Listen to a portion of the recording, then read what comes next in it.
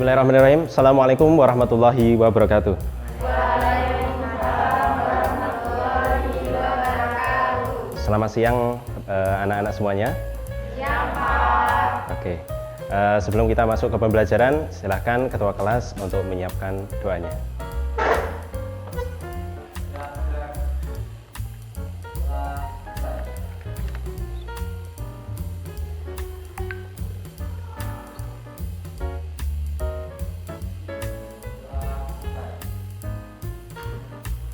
Baik, sebelum kita masuk ke pembelajaran, kita absen terlebih dahulu ya. Muazzah, Diki, Elsa, baik, hadir semua ya? Oke, siap. Baik, kali ini kita akan belajar tentang artificial intelligence. Apa itu artificial intelligence? Nanti kita akan bahas ke slide berikutnya. Nah, sebelum kita masuk, di sini ada daftar isi yang kita bahas. Yang pertama ada definisi kecerdasan buatan atau AI, terus sejarah kecerdasan buatan, terus jenis-jenis kecerdasan buatan, terus ada aplikasi kecerdasan buatan, ada tantangan dalam kecerdasan buatan, dan masa depan kecerdasan buatan. Kita masuk ke definisi terlebih dahulu. Nah, di sini ada seorang pakar bernama Bernard Marr yang dia menyebutkan bahwa AI is giving machine the power to see, hear, taste, smell, touch, talk, walk, fly, and learn. Jadi definisi pengertiannya adalah artificial intelligence atau kecerdasan buatan itu memberikan power atau memberikan kehidupan bagi mesin untuk melihat, untuk mendengar, untuk merasakan, untuk mencium, untuk touch, memegang, untuk talk, berbicara, untuk walk, berjalan, fly, terbang, dan learn, belajar. Baik, dari pengertian dari Bernard Marr, dari kutipan ini, kita dapat kesimpulan bahwa kecerdasan buatan adalah salah satu cabang ilmu komputer yang memiliki kapabilitas antara lain mesin pintar atau dalam bahasa Inggris itu smart machine.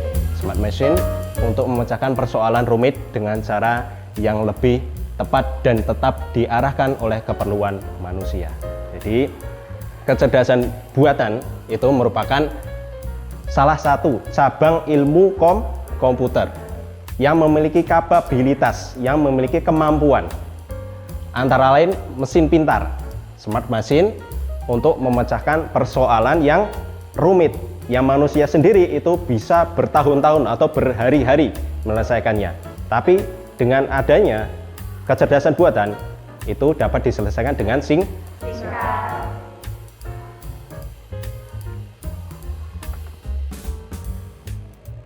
Baik, setelah kita belajar definisi, kita akan mengulik sejarahnya terlebih dahulu.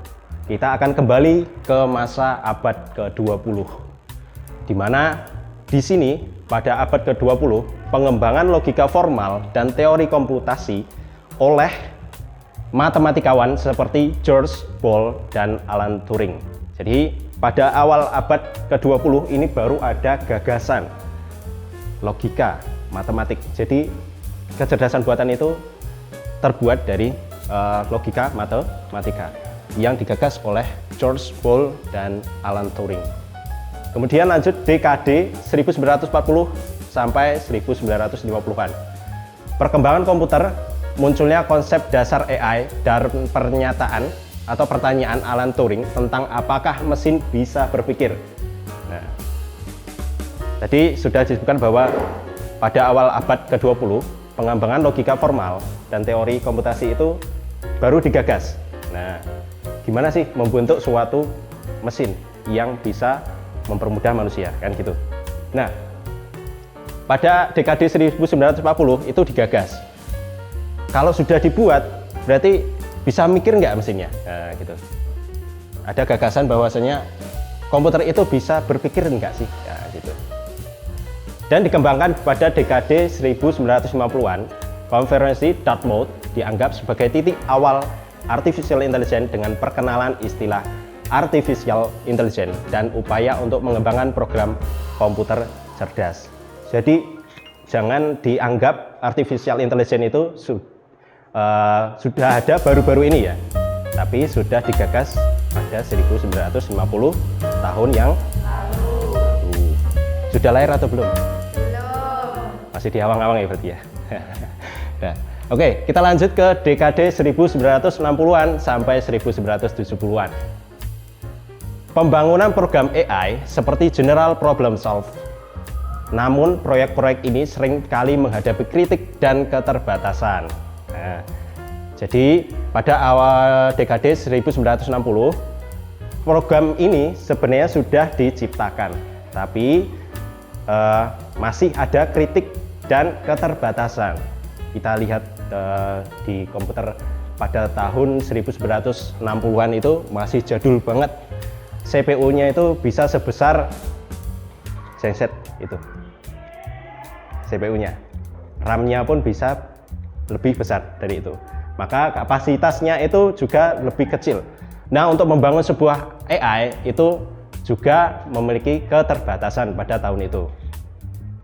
Lanjut, dekade 1980-an sampai 1990. Pada musim dingin AI diikuti oleh Renaissance AI dengan kemajuan dalam pemrosesan bahasa alami dan sistem pakar. Jadi di sini sudah ada sistem pakar. Sistem pakar itu apa sih, Pak? Sistem pakar itu kayak gini, Dek. Misalnya kita akan konsultasi dengan dokter. Pak, saya ada gejala seperti ini. Nah, jadi komputer itu dia mengetahui kalau gejala seperti ini berarti penyakitnya ini. Misalnya asam lambung itu gejalanya apa saja? Misalnya perut perih misalnya kan, mual-mual. Nah, itu. Nah, jadi dalam sistem pakar itu sudah dirancang sedemikian rupa. Yang merancang itu adalah sebuah programmer atau orang yang memprogram aplikasi. Lalu pakarnya itu adalah seorang dokter. Karena dia pakarnya. Pakar dalam ahli penyakit. Nah, jadi dokter itu kita tanya, misalnya Mas Dipa programmer nih, Bapak ini programmer, Pak bagaimana sih penyakit ini, gejalanya apa saja. Nah, kita inputkan di program tersebut.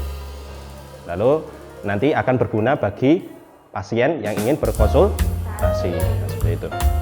Pada dekade 2000-an, kemajuan dalam pembelajaran mesin, terutama dengan big data. Apa itu big data, Dek?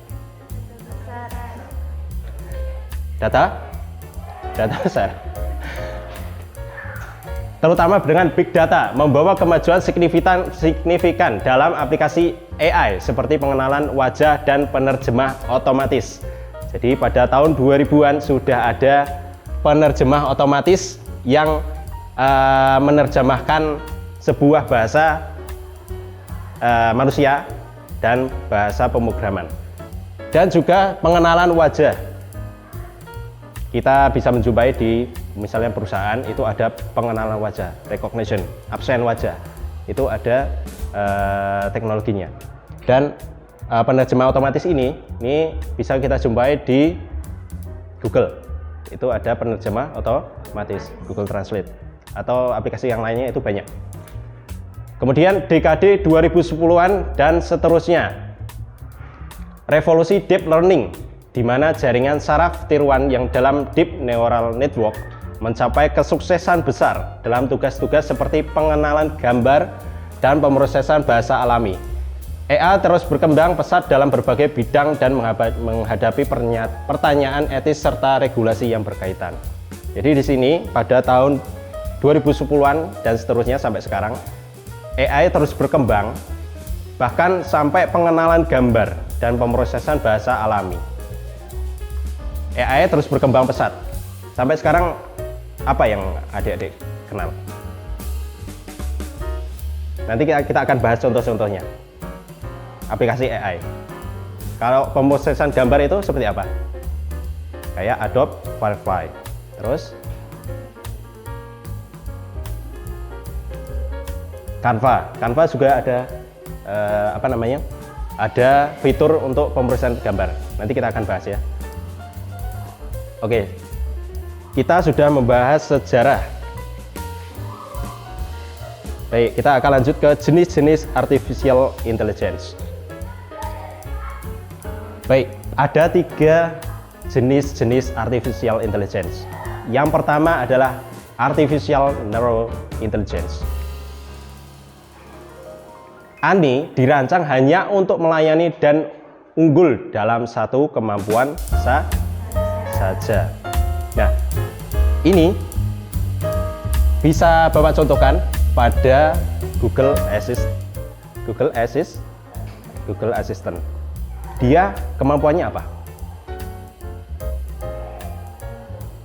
Speech atau berbicara dan mencari dan menjawab. Itu saja kemampuannya. Selain Google Assistant apa? Kalau di iPhone, macOS apa? Siri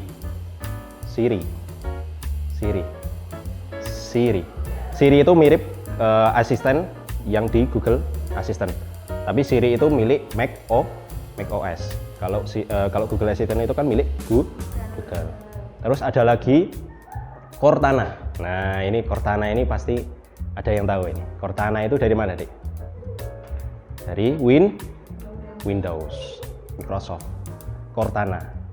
Nah, itu polanya sama, algoritmanya itu sama dengan yang di Google Assistant atau yang Siri.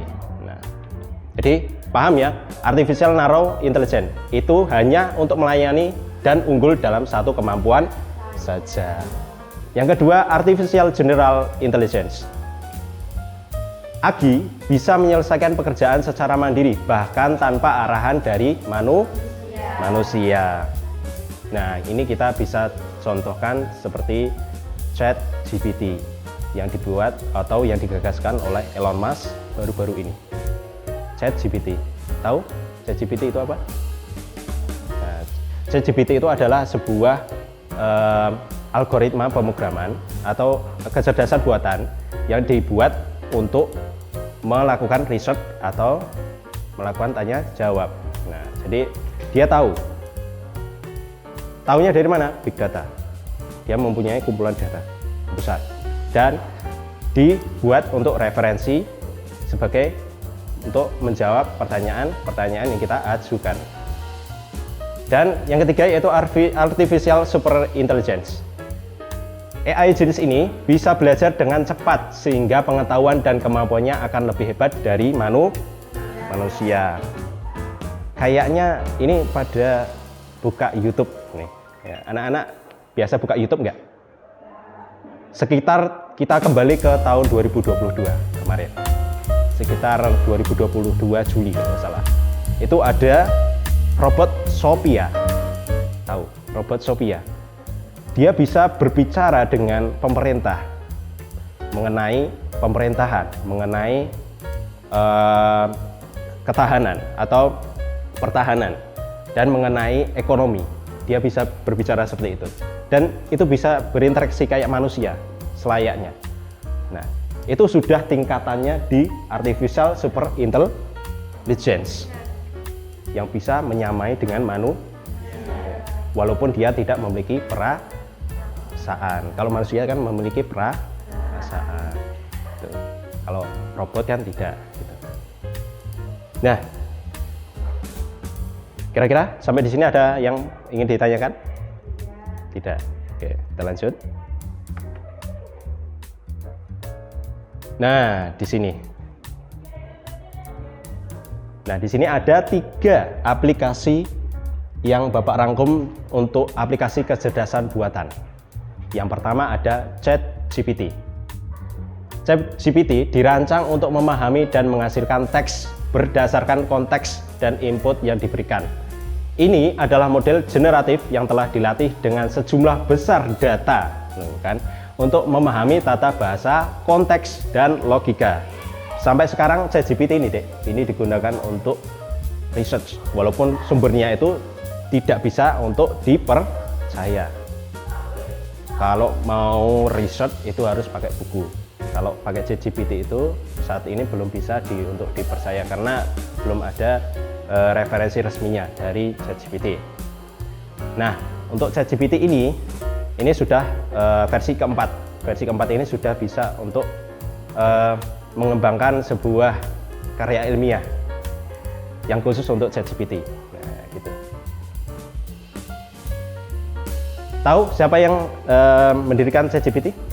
Yang menggagas ChatGPT siapa? Tadi yang Bapak sebutkan tadi? Elon Musk. Baik, yang kedua yaitu Eleven Labs. Eleven Labs ini dirancang untuk memahami dan menghasilkan suara alami manusia dari teks yang dituliskan maupun dari suara seseorang yang diucapkan. Jadi gini deh, ini AI yang canggih banget. Misalnya kita menulis, saya sedang belajar di lab komputer SMK Negeri 5 Tebu. Nah, itu dia bisa membunyikan secara jelas dan pakai bahasa Indonesia. Nah, itu dia sudah support seluruh beberapa bahasa. Kalau nggak salah itu banyak bahasa, termasuk bahasa Indonesia. Itu sudah bisa kita gunakan. Nah, itu dari teks. Kalau kita speech, misalnya kita rekam pakai HP itu, misalnya berbicara seperti saya sedang belajar di lab komputer. Nah, itu kan kita yang berbicara. Nah, dia bisa menirukan suara itu dengan suara lain. Misalnya Bapak yang speech dan suaramu aja yang kita keluarkan outputnya. Itu bisa. Nah, gitu. Eleven Labs. Lalu kita akan masuk ke Adobe Firefly yang ketiga. Nah, Adobe Firefly menawarkan cara baru untuk membuat ide, berkreasi, dan berkomunikasi sambil secara signifikan meningkatkan penggunaan alur kerja kreatif AI generatif. Sudah ada yang pakai Adobe Firefly di sini? Belum. Nah, Adobe Firefly ini itu ada beberapa fitur, antara lain yang pertama generative image. Apa sih Pak generative image itu? Generative image itu digunakan untuk membuat image atau gambar, membuat sebuah gambar. Misalnya kita ketik seseorang yang duduk di teras dengan pemandangan pegunungan. Nah, dia akan menggambarkan sesuatu yang mirip seperti itu. Itu bisa pakai Adobe Firefly. Nanti kita coba. Dan ada generative fill. Misalnya Muazzah duduk di depan sini. Nah, suasananya kita bisa ganti di kafe misalnya. Nah, ketika kita foto, gitu kan, oh ternyata Muazzah kan duduk di lab nih. Itu bisa kita ubah di posisi di kafe. Dan sekarang Adobe Firefly ini sudah ditanamkan ke aplikasinya yang dibanggakan, yaitu apa? Adobe Photoshop. Nah, Adobe Photoshop sekarang sudah pakai Artificial Intelligence. Baik, kira-kira ada yang mau ditambahkan dari aplikasi ini? Ada mungkin anak-anak yang tahu tentang aplikasi AI selain ini? Misalnya apa?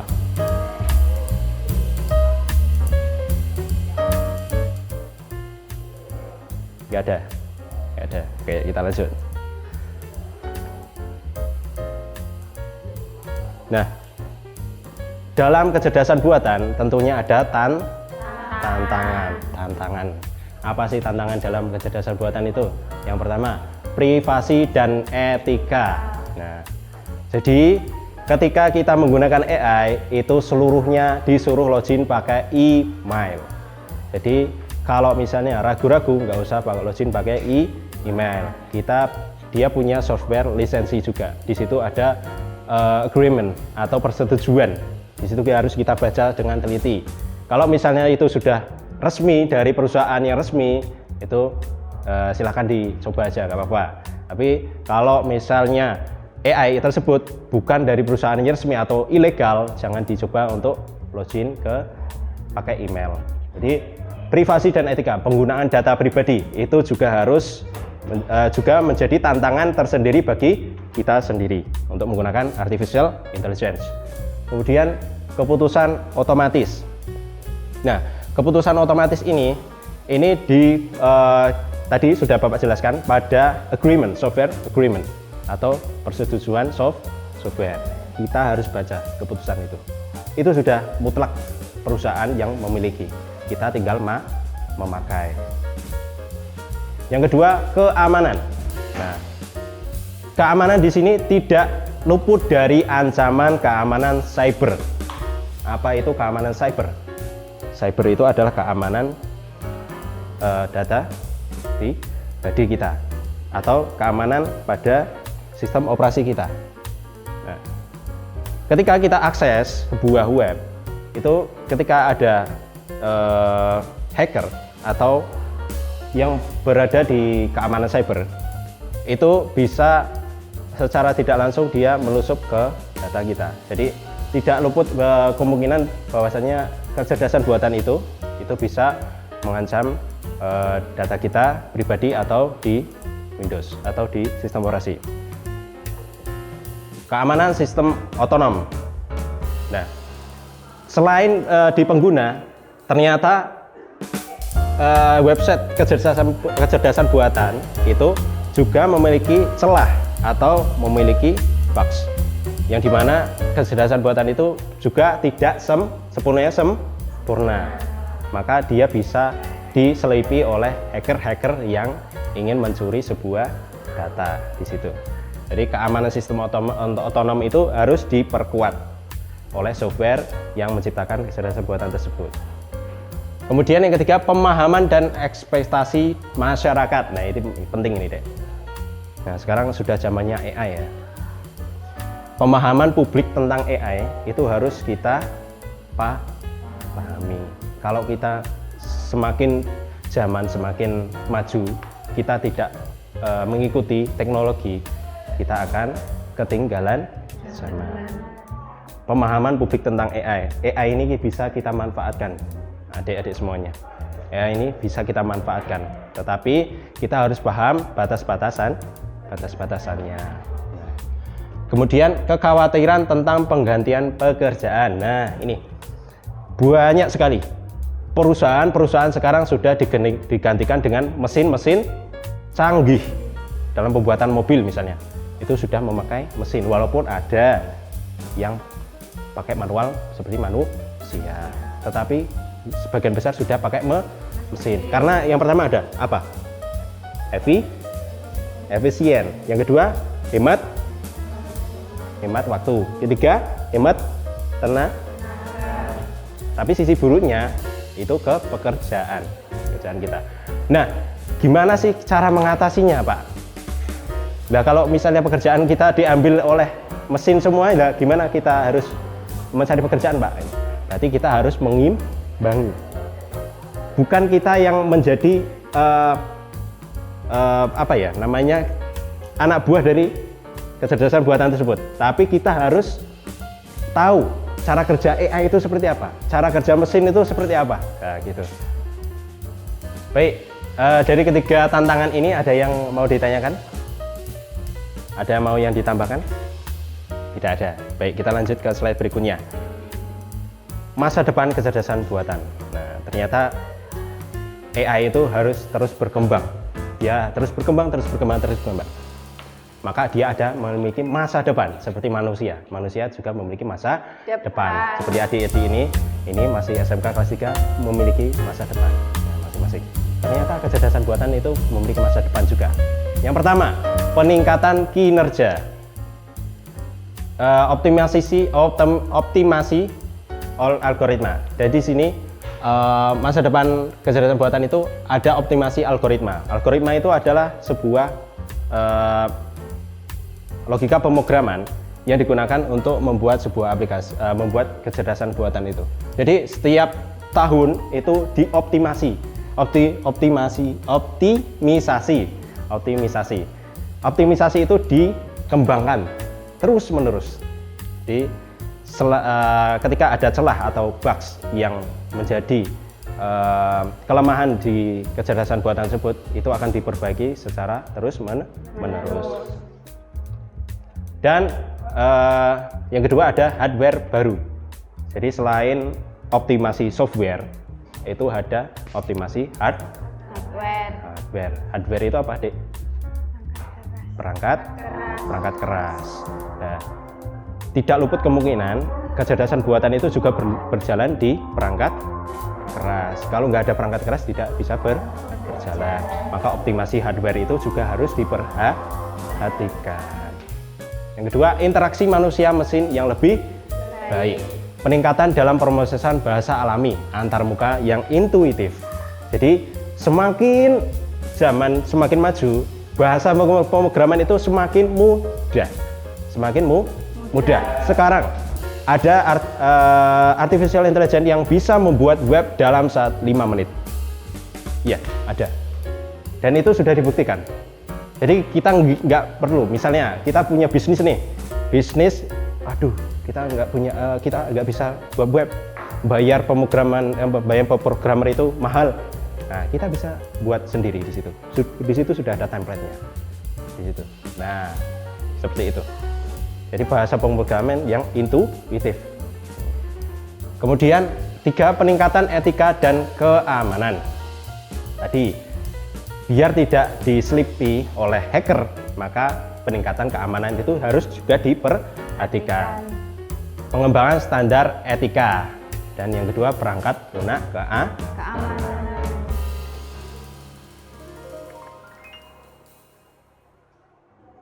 Baik, terima kasih.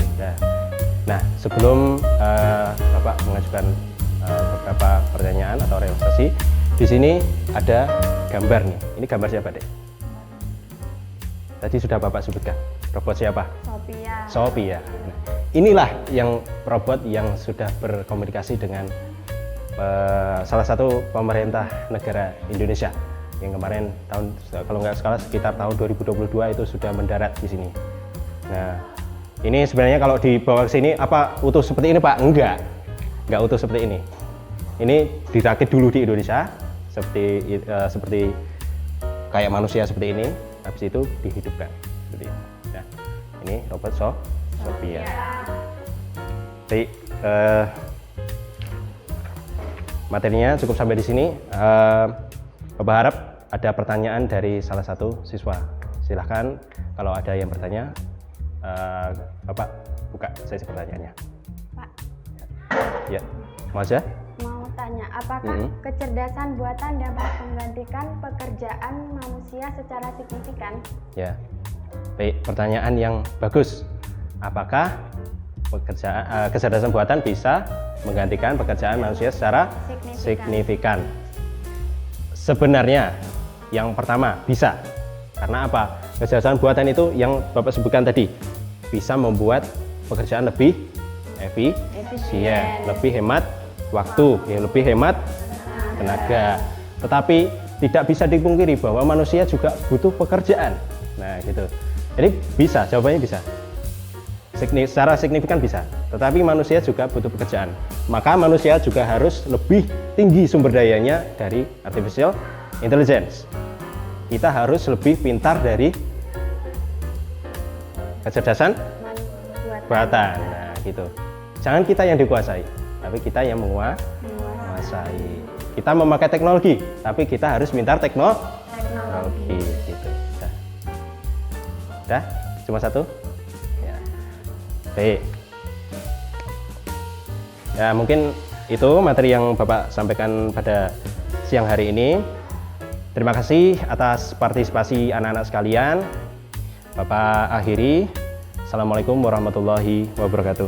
Waalaikumsalam warahmatullahi